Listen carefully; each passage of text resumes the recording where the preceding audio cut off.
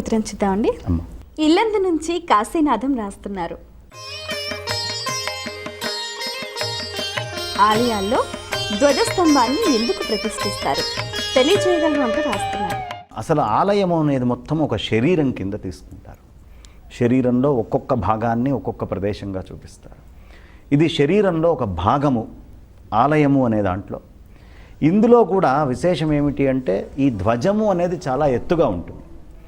బయట నుంచి చూసేటటువంటి వాళ్ళకి ఇది శివాలయమా, లేకపోతే విష్ణువాలయానికి వెళ్తున్నానా, లేదు హనుమదాలయానికి వెళ్తున్నానా, లేదా అమ్మవారి ఆలయానికి వెళ్తున్నానా అనేది చాలా దూరము నుంచే ఆ ధ్వజాన్ని చూసి వాళ్ళు చెప్పగలుగుతారు.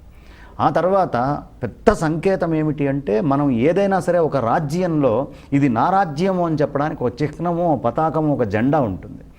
అలా మొత్తము క్షేత్రాన్ని విజయకేతనంగా చూపించేటటువంటిది ఏదైనా ఉంటే అది ధ్వజములో ఉంటుందన్నమాట. అందుకనే మనకి ఈ బ్రహ్మోత్సవాలు కానీ ఇవి జరిగినప్పుడు ధ్వజారోహణము అనేటటువంటిది చేస్తారు. ఈ ధ్వజాన్ని పైకి తీసుకొని వెళ్ళి అక్కడ వేస్తారన్నమాట. ఈ ధ్వజారోహణము అనేటటువంటిది అంత ప్రధానమైనటువంటిది. కాబట్టి ఈ శరీరములో ఒక అంగం కింద గుర్తు.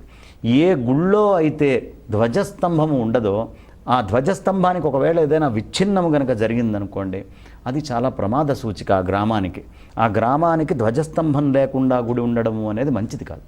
కాబట్టి ఖచ్చితంగా ధ్వజస్తంభము అనేది ఉండాలి.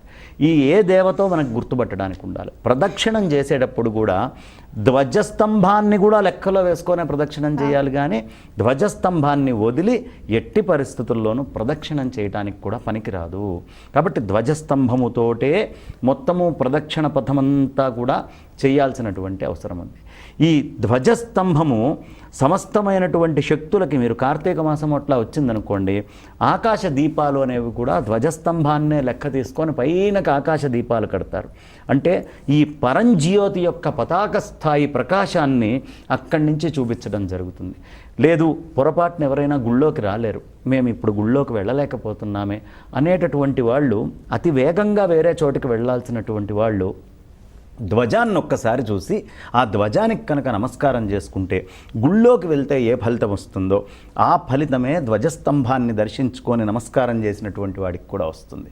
కాబట్టి ధ్వజస్తంభము అనేటటువంటిది చాలా విశేషమైనటువంటిది. ఇన్ని రకాలైనటువంటి సంకేతాలకి గుర్తు, శరీరములో ఒక అంగము లాంటిది.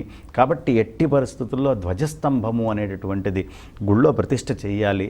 కొంచెం విచ్ఛిన్నమైన, కొంచెం తేడా వచ్చినా వెంటనే మళ్ళీ పునః ధ్వజాన్ని తీసుకొని వచ్చి ప్రతిష్ఠ చేయాలి. ఆ ధ్వజం కూడా ఒకటే అయినటువంటి చెక్కో లేకపోతే రాయో అలాంటిది పెట్టడం అనేది చాలా విశేషము. ఇది చాలా ప్రధానమైనటువంటి అంగము కాబట్టి దీన్ని మనం జాగ్రత్తగా ప్రతిష్ఠించుకోవాలి. మరి హనుమంతుడి ఆలయాలకి ధ్వజస్తంభం ఉండదు కదండి, మరి హనుమంతుడి దగ్గరికి వచ్చేటప్పటికి ధ్వజస్తంభం ఉన్నటువంటి హనుమదాలయాలు కూడా ఉన్నాయమ్మా. లేవు అనేది ఏం లేదు, ఉష్ట్రాన్ని పైన పెట్టి చేస్తారు. ఒకవేళ హనుమంతుడి దగ్గర లేకపోవడానికి ముఖ్య కారణం ఏమిటి అంటే ఆయనే ధ్వజం మీద గుర్తుగా ఉంటాడు. జెండాపై కపిరాజు, ఆయన అర్జునుడు యుద్ధం చేసేటప్పుడు ధ్వజం ఆయనే అయి ఉన్నాడు. ఆయనే ధ్వజం కాబట్టి ఆయనకి ఇంకొక ధ్వజం ఉండాల్సిన అవసరం ప్రత్యేకంగా లేదు. అందుకని ఆయనకి ధ్వజస్తంభము అనేటటువంటి